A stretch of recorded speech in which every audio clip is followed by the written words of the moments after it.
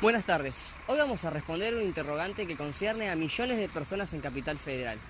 Viajamos en tren, en subte, anduvimos en bici y estuvimos en un control de alcoholemia. Y nos preguntamos cuál es la situación actual del transporte en Capital Federal. El alcohol y el volante van en las manos, pero nunca de las manos. Hablamos con Silvana Peña, agente de seguridad vial, y esto es lo que nos contó. El tema que tiene que ver con la ubicación donde hacen los controles, ¿hay puntos estratégicos o van variando todo el tiempo? Ya están establecidos. A veces se hacen estratégicos o especiales cuando hay algún vecino o algún funcionario que lo solicita, se va al lugar que ellos quieren, pero mayormente siempre están todos establecidos en los mismos lugares. Y con respecto al operativo en sí, ¿con qué frecuencia encuentran gente con los papeles fuera de regla o ese tipo de cosas?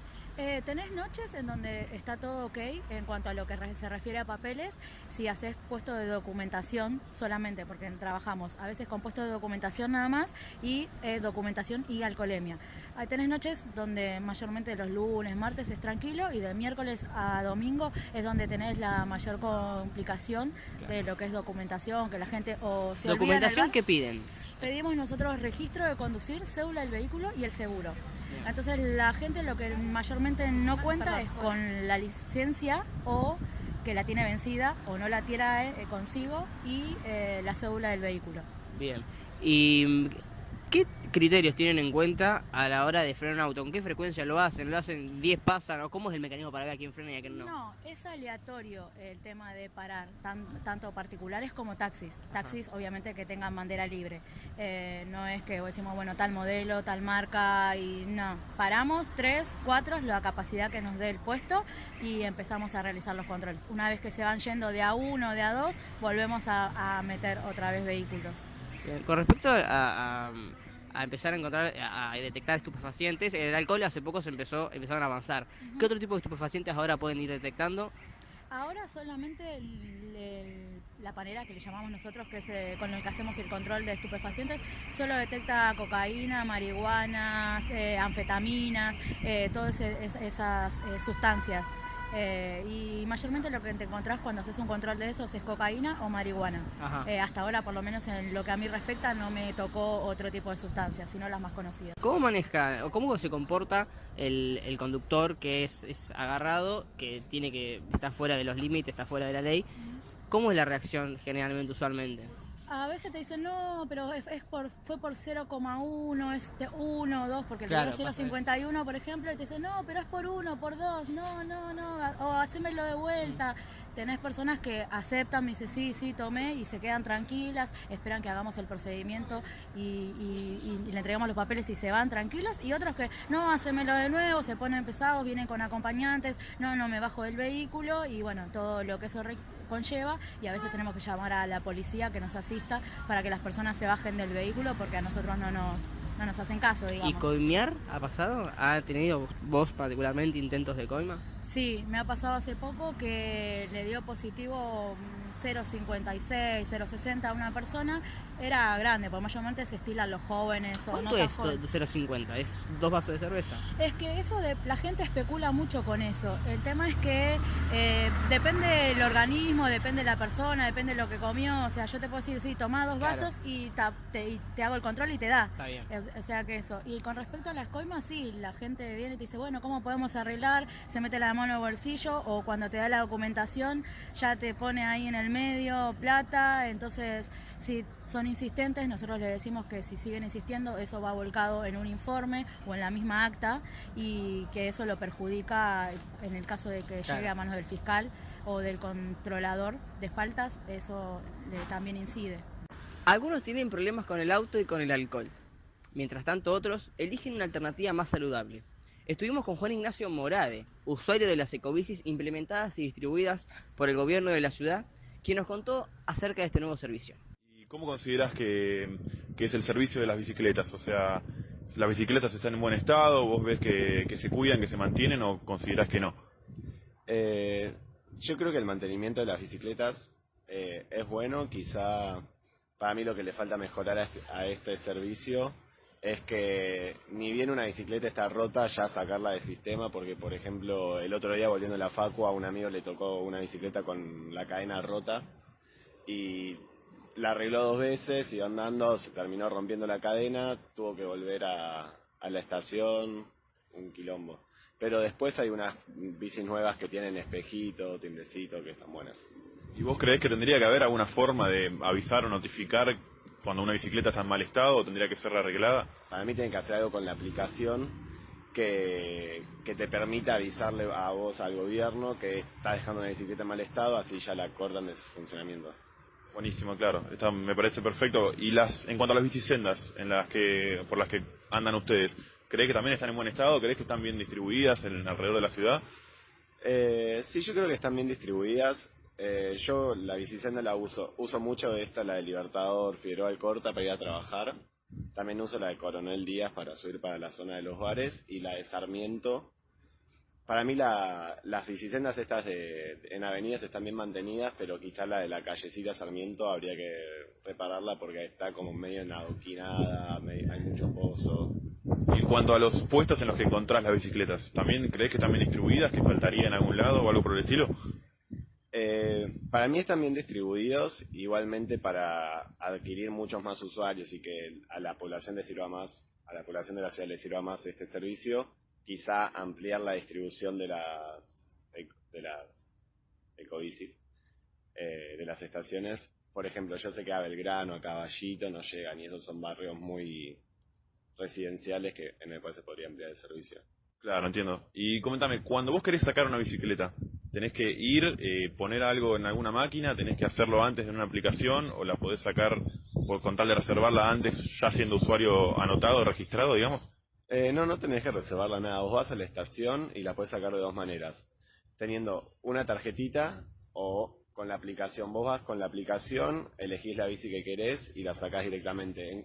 Y si no, con la tarjeta vas, la apoyás y te elige al azar una bicicleta. Yo uso la tarjeta, no uso la aplicación. Está muy bien. ¿Y crees que el uso de las bicicletas generalizado acá en la ciudad, en la capital particularmente, mejora el tránsito o hace que la gente use más las bicicletas antes que usar el auto o el transporte público, digamos? Yo creo que sí, la verdad, esta movida de las bicisendas, ecobici, nos permitió más, por lo menos a los trabajadores, ir a trabajar de una manera quizá más cómoda y más barata encima ahora. Por ejemplo, en el estudio que yo estoy trabajando, creo que será un estudio de 15 personas, casi la mitad vamos en bicicleta y creo que eso es algo bastante. Y comentame, ¿vos crees que cuando andás en bicicleta la relación con, por ejemplo, autos, colectivos, taxistas, suponete, es complicada? O sea, ¿tuviste algún percance en algún momento, algún accidente o algo por el estilo? En realidad la relación que tenés con la bicicleta es la misma que tenés cuando vos sos peatón, con el auto, con el colectivo. Si hacemos todo como las normas viales lo indican, no habría problema. Pero por ejemplo, yo en bicicleta soy un usuario que no respeta nada, si hay semáforo en rojo lo paso igual. Entonces quizá eso puede generar alguna polémica con algún ciudadano. Claro, y eso ¿qué hacés vos personalmente? ¿Creés que lo ves seguido en otros usuarios también? Sí, por lo menos en bicicleta y motocicletas. Es lo que más veo infringiendo la ley, ponele. Pero después, no. Juan Ignacio usa las bicis para ir a trabajar, como otros lo hacen, mediante su transporte de preferencia. Pero hay quienes lo usan para trabajar y no en blanco. Anduvimos por la estación Retiro para averiguar un poco y Damián, el negro Tubi, vendedor ambulante, nos comentó acerca de su situación día a día. ¿Y cómo llegaste a trabajar así como vendedor ambulante? Y por no tener trabajo, por no tener estudio, me dediqué a la venta. Tengo 4 hijos, mantengo con esto, porque date cuenta que no hay laburo. Ahora, si no tenés estudio, no te da nadie. ¿Hace cuánto trabajás de esto? Sí, 40 años. ¿40 años? Sí. Y bueno, ¿empezaste justamente por la necesidad esta de alimentar a tu familia o antes hacías algún otro trabajo y después llegaste a hacer esto? No, primeramente lo hice para ayudarle a mi vieja, a mi viejo. Después me junté y ya me gustó la venta, o sea, vivir día a día con la plata todos los días, ¿no es cierto? Después sí trabajé en transporte público, pero tuve una ACV, perdí un ojo, un oído perdí estabilidad, estuve 7 meses postrado en una cama y el transporte público prácticamente como que me discriminó y volví a la venta de vuelta. Día a día, trabajando, vendiendo, la gente es muy amable, o sea, como me conoce, o sea, no tengo problema. Sí tenés problema con la policía, de vez en cuando que tenés el roce de los jefes de transporte público que te persiguen, pero bueno, nosotros ya estamos acostumbrados a eso. ¿Entendés? ¿Es necesario así para vender en transporte público algún tipo de certificado? No, es la calle nomás. Acá es el vendedor ambulante, es patada, piña y trompada, el que gana queda y el que no se va. Es así, el ley de la calle. ¿Tuviste alguna vez algún tipo de incidente, digamos, con algún otro vendedor? Sí, tengo puñalada encima, tengo tiro, patada, trompada, sí. ¿Sí? Sí, tuve. ¿Alguno puntual que te acuerdes que nos quieras contar? No, un tucumano que lo cagué a trompada como 2 o 3 veces y la tercera me apareció por la espalda con una cuchilla. Y estuve internado como 6 meses con una puñalada en el estómago. Y bueno, muy duro eso, me imagino. ¿Fue hace mucho tiempo? Y sí, ya pasó en el 2000. Y bueno, ¿te manejás siempre acá en el tren, acá en Retiro, y te tomás el tren o algún otro transporte? No, sí, hago acá Suárez, también hago el Roca, vía Bursaco, vía Seiza y Belgrano Sur. ¿Es diferente las trabas que te ponen en cada transporte público diferente, digamos? Y sí, porque hay chabones que se la aguantan más que otros, ¿entendés? Y si vos no te la... Bueno, conmigo se le hace complicado porque no solo por ser de Boca o por ser... Boca. Claro, o por ser peronista, soy boxeador también. Hice mucho boxeo y también taekwondo. Y además así de vender acá cosas, ¿haces alguna otra cosa en tu día a día o te la pasás acá vendiendo revistas o el producto que sea? No, agarro la revista, la uso por lo menos una semana o 10 días. Después cambio otra mercadería. Claro, ¿de qué depende ese cambio de mercadería? ¿Lo decidís vos así a medida que van pasando los días o cómo lo vas manejando? Claro, cuando baja la venta, vos Claro. te das cuenta, hoy lo saco a esto y hoy me puedo llevar, poner 600, 700 pesos de ganancia. Y pasando 3, 4 días, pasa a 400, baja. Entonces ya te das cuenta que tenés que cambiar.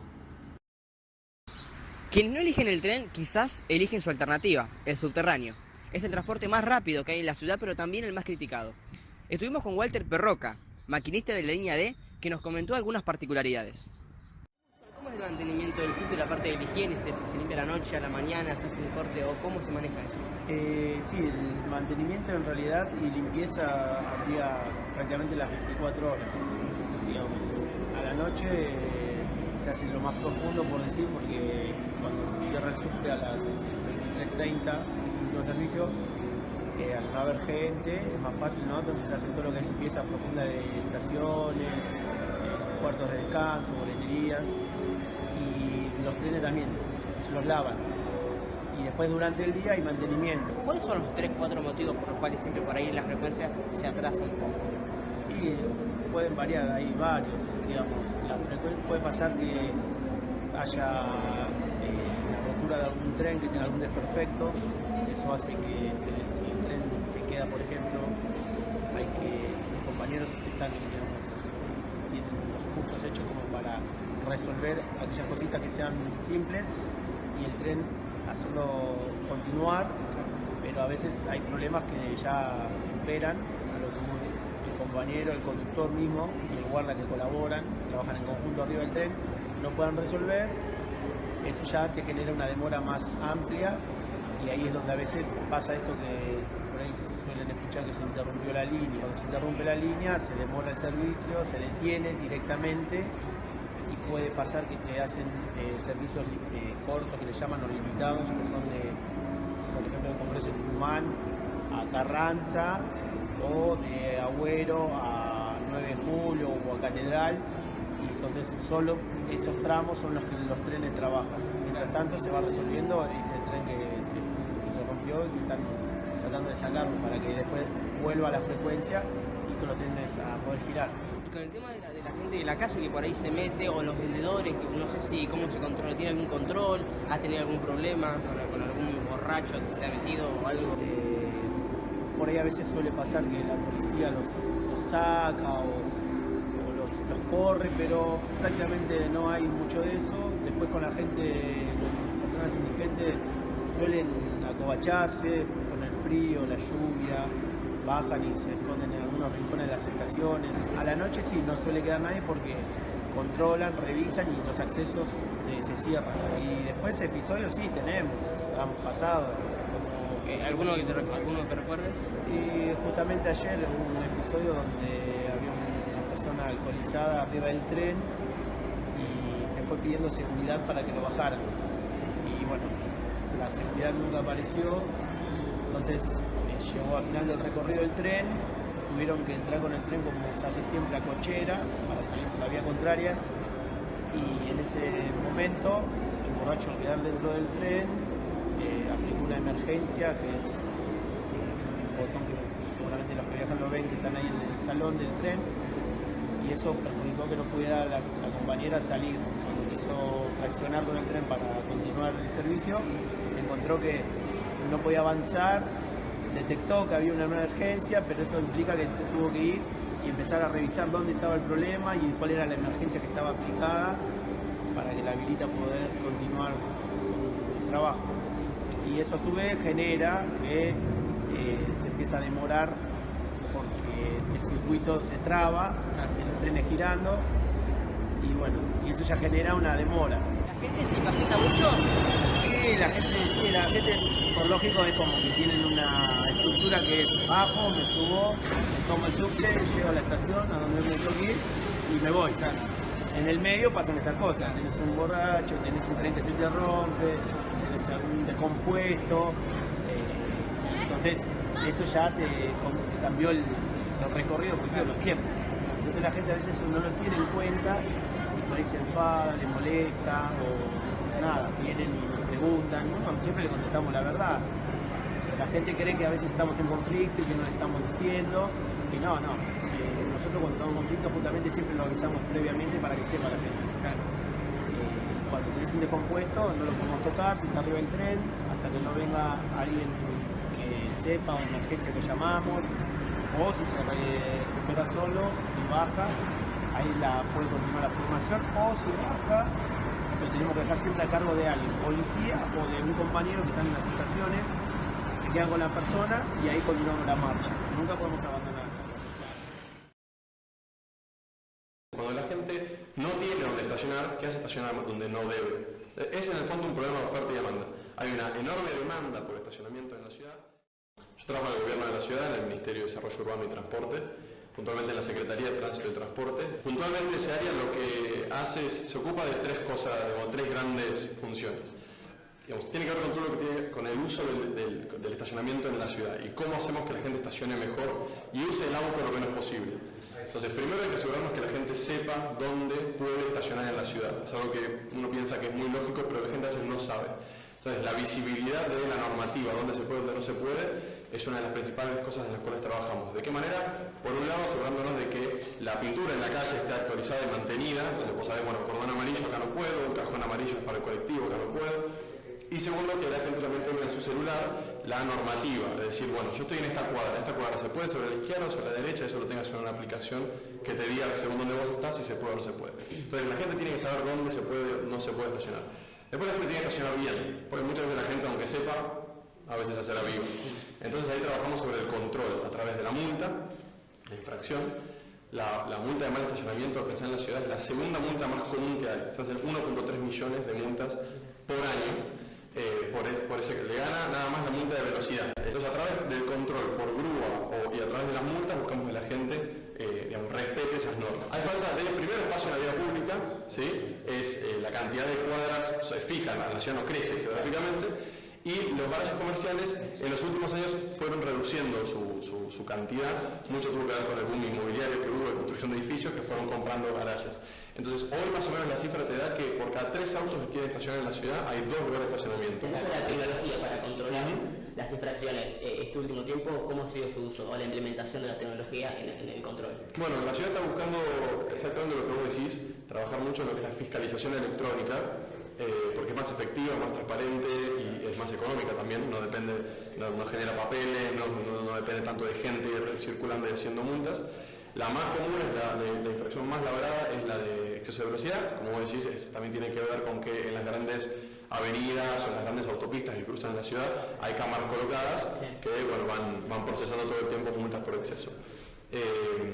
Después la segunda es la de mal estacionamiento, pero y ahí todavía falta incorporar tecnología, se hace muy o sea, lo hacen los agentes de tránsito que circulan, si bien lo hacen desde un dispositivo electrónico, todavía podemos mejorar y sumar más tecnología. Por ejemplo, que haya vehículos que circulen como si fuera con cámaras que se llaman LPR, que es la sigla en inglés para reconocimiento de patente. Entonces van circulando y si ven que está mal estacionado, lo identifican inmediatamente, le toman una foto y ya se procesa. Con respecto, yendo a un tema de actualidad que tiene que ver con el paro de mañana, el que el transporte público se frene hace que más autos privados vayan hacia la calle, eso da una situación más propensa a que haya infracciones. Sí, correcto. Son días especiales, ¿no? Es una situación muy compleja, es un paro que parece un alto acatamiento, entonces obviamente el único recurso que tenemos, están todas las líneas de subte, todas las líneas colectivas, hasta creo los taxis también van a parar, la gente va a recurrir principalmente al auto particular. Igual la ciudad hace mucho tiempo que viene trabajando en ofrecer otras alternativas,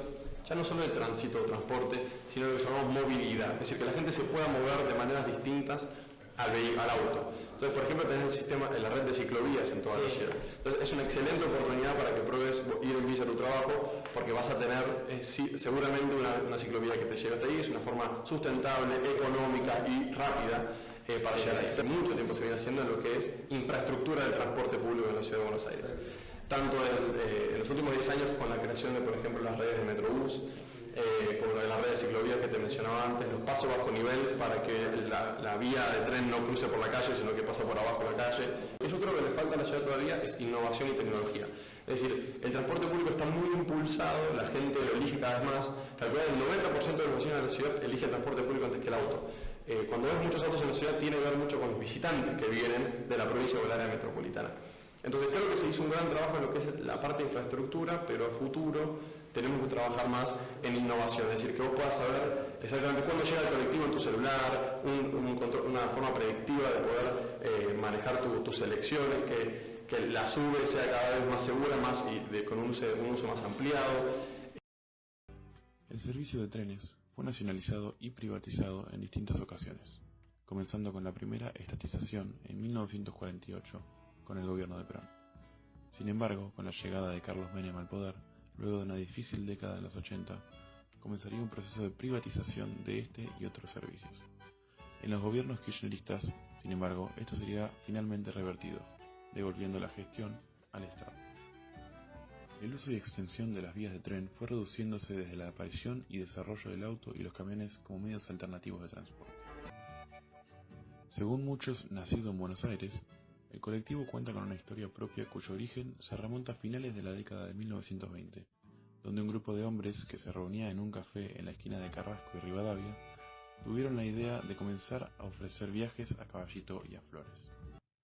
El crecimiento del colectivo estuvo acompañado por la aparición de nuevas empresas que comenzaron a pintar sus vehículos con colores distintivos. Su gran popularidad trajo necesariamente una mejora en la calidad de los vehículos y en su capacidad. Dieron origen al colectivo, pero son mucho más chicos que este. Hoy se los ve con techos amarillos. Algunos los aceptan, muchos otros los odian. Es un medio de transporte que fue creciendo con los años. Su origen también se remonta a principios de la década de 1920. Solía haber entonces más taxis que autos particulares, pero su alto costo dificultó su crecimiento. Sería solo a partir de 1960 que crecería de manera sostenida y exponencial el número de taxis habilitados, multiplicándose por 6 a lo largo de 4 décadas la inicial cantidad de 500.000. No podríamos olvidarnos de otro amado y odiado, el que se mueve invisible a los ojos de quien está en la superficie, el subte. Como el colectivo, viene en varios colores, y su aparición en Buenos Aires transformó a la Argentina en uno de los pioneros mundiales en este medio de transporte.